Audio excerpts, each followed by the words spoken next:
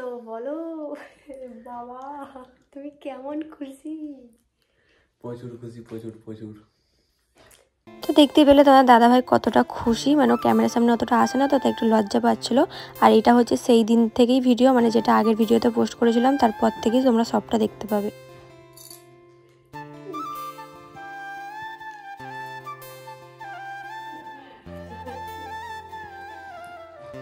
কেসা লাগা?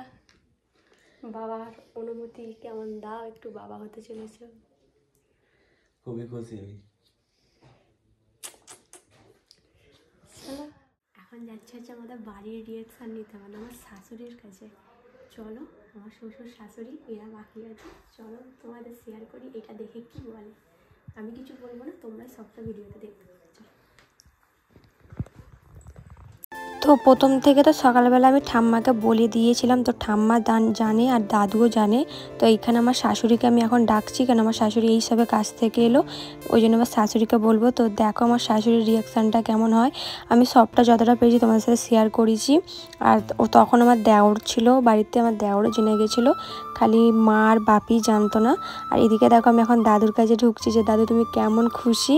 তো দাদু তো বলছে প্রচুর আমি খুশি। তো এইটা হচ্ছে যেই দিনকে আমি টেস্ট করেছি সেই দিনকেরই সব ভিডিও আমি বললাম না ক্যাপচার করে রেখে দিয়েছি, আস্তে আস্তে তোমাদের সবটাই দেবো। তারপর তো আমি মায়ের বাড়ি চলে এসেছিলাম, কিন্তু যতক্ষণ ছিলাম সবাই, তো প্রথমে তো বললাম ঠাম্মা ফাম্মা সবাই জানে, খালি আমার শ্বশুর আর শাশুড়িই জানে না। তো ওদের রিয়াকশানটা দেখো কি হয়। তো আমাদের বাড়ির সবাই খুশি অনেক। আর এখানে ঠাম্মা কি বলছে তোমরা শুনে নাও একটুখানি।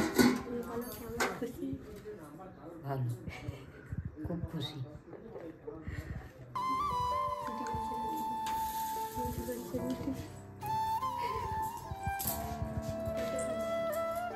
তো এইদিকে দেখো আমার শাশুড়ি বেরিয়েছে। তো প্রথমে আমি কিটটা দেবো, তো মানে বুঝতেই পারি না এটা কী জিনিস, কেন ওরা কোনোদিন এটা জানে না, ওদের বেলায় এগুলো সব ছিলও না।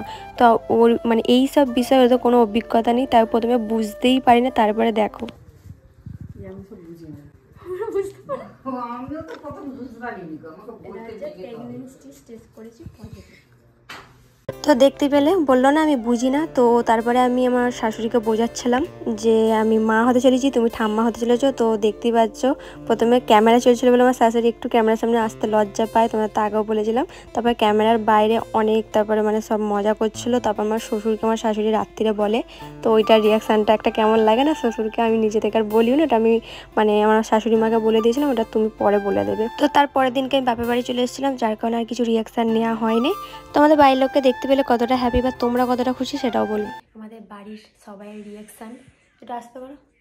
তো তোমাদের যতটা পেরেছি শেয়ার করেছি, হয়তো সেই সময়টা হয়তো শেয়ার করতে পারিনি, মানে যখন ঠাম্মাকে বলেছিলাম। আমার শাশুড়ি আসতে তো দেখলেই একদম সামনাসামনি রিয়াকশানটা নিয়েছিলাম, কারণ তাদের দাদাভাই ছিল বলে। আর তোমার দাদাভাই তো কিছু বলতেই পারলো না, অত একটুতে মানে ক্যামেরার সামনে লজ্জা পায়। তো যাই হোক, তোমাদের শেয়ার করে খুব ভালো লাগলো। আর এদিকে দেখো আমি কিন্তু চুলও বেঁধে নিয়েছি, শুয়ে পড়বো, রাত হয়ে গেছে।